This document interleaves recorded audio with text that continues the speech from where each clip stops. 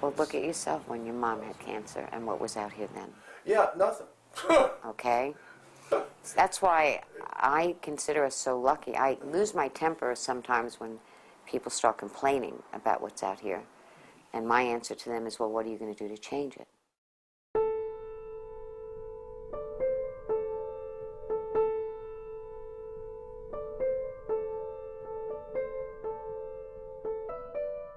And he said, it's going active, whatever it is, it's going active. And he didn't say cancer, but I knew it was. You know, I knew that's what it was. I walked out of there and I sat in my car and cried for a while. It was a jolt. My son, who was at the time 16, he looked pale, and I thought, well, maybe he's coming down with a cold.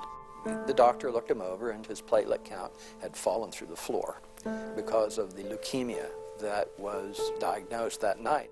There was an absolute sense of bewilderment when this happened. You know, why me? Am I going to die? I was, you could say, at sea. I mean, I was just out there, and I had hardly any idea where to turn, who to go to, nothing. I always told people that physically it is the worst flu you have ever had with the worst hangover at the same time. I was in a very, very dark place, and I knew that I needed help.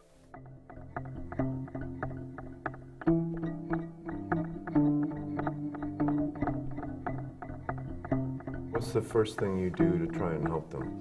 Well, the first thing we try to do is to get them to snap out of that state of shock. You cannot process information the way you usually do with the same rapidity, and you lack confidence about making decisions. And needless to say, in a battle against cancer, you're going to have to do both of those things. We have professional counselors, oncology social workers, clinical psychologists who specialize in doing that.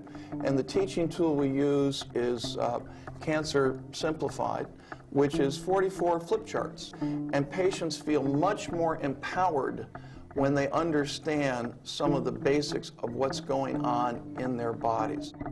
When you have an organization like Fighting Chance, if I were to have a bad day, or if I was thinking of stopping, I could go to the office and talk to Kerry on a one-to-one. And those were the difficult times where people like Heather and Kerry really help you get over that hump until you pick yourself back up. Once I had this diagnosis, you don't want to get out of bed because something bad is going to happen to you again. What's next? And that's really hard to work through.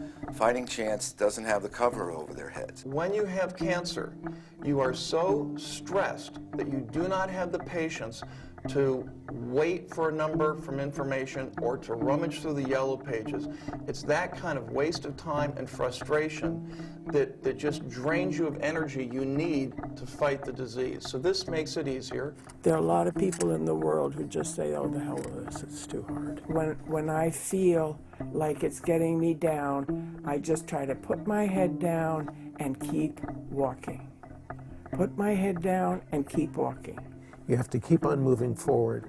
I will continue to live. I'm going to beat this, and I'm going to win.